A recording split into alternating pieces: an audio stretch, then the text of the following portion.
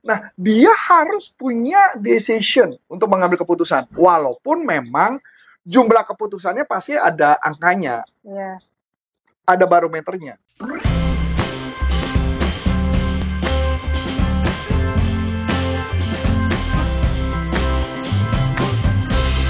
Coach, apakah seorang sales itu wajib punya jiwa ownership, Coach? Enggak harus. Tapi kenapa di setiap training tuh pasti minta sales tuh punya jiwa ownership? Nah, ini menarik nih. Memang betul. Di belakangan ini, kita dapat project itu hampir semua bisa dikatakan udah 4-5 company yang minta tentang ownership mindset ya. Betul. Nah, kenapa? Karena kebetulan sebenarnya kalau ditanya, bisnis mereka tuh sudah bagus.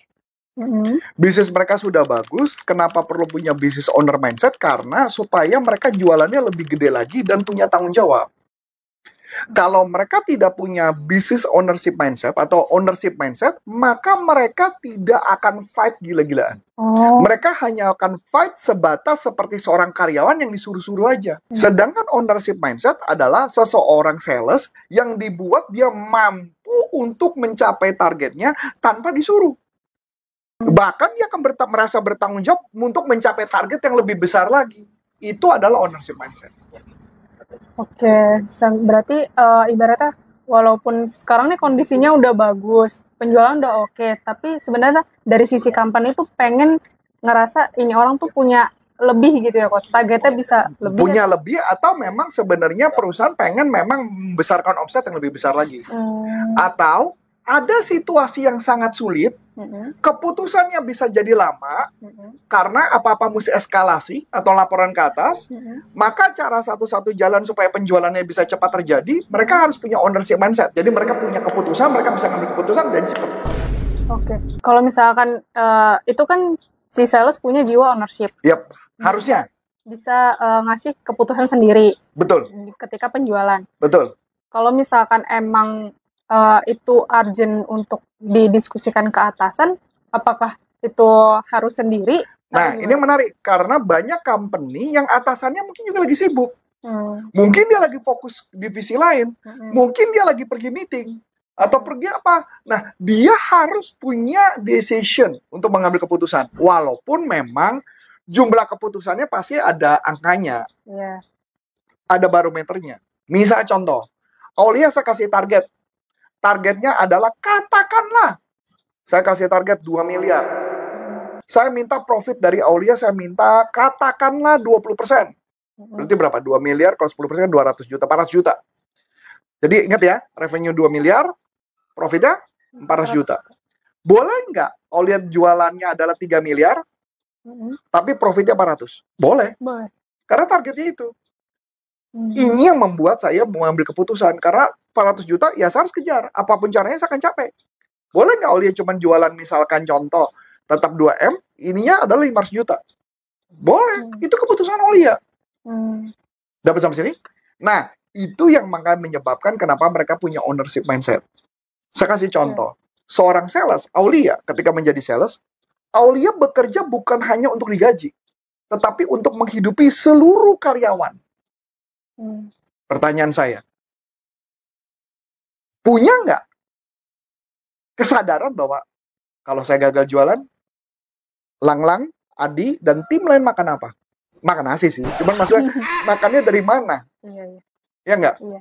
Pertanyaan, anggaplah Lang-Lang sama Adi minta kasbon. Kuat berapa kali perusahaan ngasih kasbon? Nggak lama. Itu maksud saya. Itulah yang dibikin bahwa mereka punya ownership mindset. Bedanya adalah kalau kita punya bisnis sendiri, kita ngejalin semua sendiri. Bedanya kalau di perusahaan adalah bosnya minta kalian punya ownership mindset supaya kalian bergerak dengan konsep itu dan kami percaya Anda akan mencapainya. Udah selesai. Kalau misalnya tadi kan saya nangkepnya tuh kata-kata Coach Arif tuh ada Coach Arif dikasih kepercayaan seluas-luasnya untuk memegang atau mengambil keputusan saat penjualan. Nah, kalau misalkan dari sales itu kayak ngerasa si atasannya ini belum sepenuhnya percaya buat dia ngambil keputusan. Sebenarnya bukan nggak percaya. Sebelumnya kan itu kan di level berikutnya ya. Kan dulu di dalam waktu perusahaan saya bekerja itu ada level 1. Level 1 adalah sales, saya dikasih harga bottom price. Nah, kalau misalkan kamu jual dan penjualan kamu aja nggak bisa kamu buktikan. Bottom price aja dihabisin terus. Misalnya anggaplah bottom price-nya harganya 10 juta, bottom price 9, kamu langsung ngasihnya 9. Kayak contoh. Contoh. Ini baru aja kejadian nih. Baru aja kejadian. Bu Ana kemarin pergi sama saya berdua. Di jam 12-an. Dikontaklah Bu Ana oleh seseorang. Saya nggak mau ngomong siapa. Oke? Orang itu ngotot sama Bu Ana. Atau bukan ngotot ya. Maksudnya ngomong sama Bu Ana supaya setuju bottom price-nya seperti yang customer minta. Memang si angkanya masuk.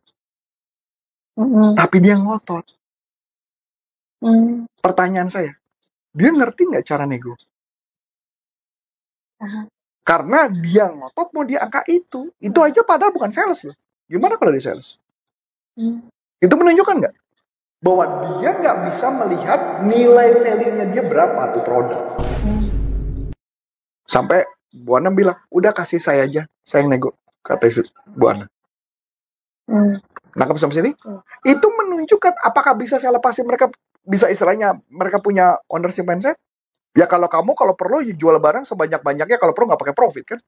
Ya, padahal yang menghidupi karyawan adalah profit. Oke. Nah, kalau tadi kan ibaratnya si sales itu ya punya ownership biar dia tuh bertanggung jawab. Betul. Ya tadi belum selesai nih. Ya. Itu baru level 1. Oke. Kalau level kedua, mereka, kalau saya waktu di level 2, baru dikasih hitungan cost-nya. Oke. Makanya perusahaan bilang, revenue kamu segini, profit kamu segini. Udah, itu ya saya lakukan. Mau pakai cara apa terserah, mau jungkir balik kayak, mau bakar kemenyan kayak, mau pakai apa terserah. Pokoknya mesti dapat gitu. Sampai dulu waktu zaman kami jadi sales itu ada cerita lucu. Jangan pernah mau duduk dekat kamar mandi. Kenapa? Kalau dekat kamar mandi bau, alias jualan kita jadi bau. Itu sampai kayak begitu beneran ini Olia, bener-beneran. Jadi mereka akan milih kubikel yang tidak dekat kamar mandi. Kayak sama gitu konyolnya beneran. Ini misal kamar mandi di balik ini. Jadi nggak mau tuh kita di sebelah sini nggak mau tuh gara-gara gitu. Segitunya loh. Itu sampai gitu ya. Atau kadang-kadang kita ada bercandaan para sales ya. Saya nggak tahu ini di zaman ini nggak, pasti kadang-kadang nggak ada. Kenapa lo jualan jelek?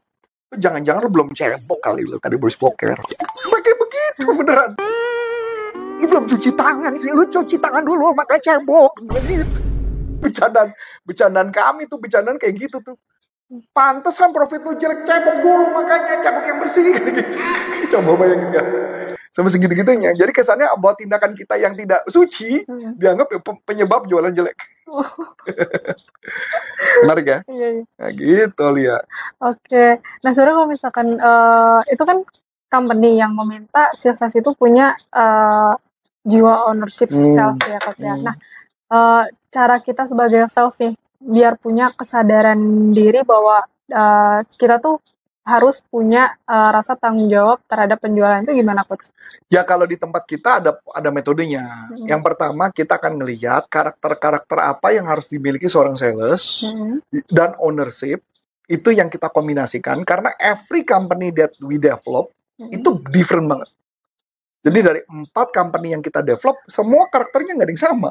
Ada paling sama 1-2 sisanya beda semua.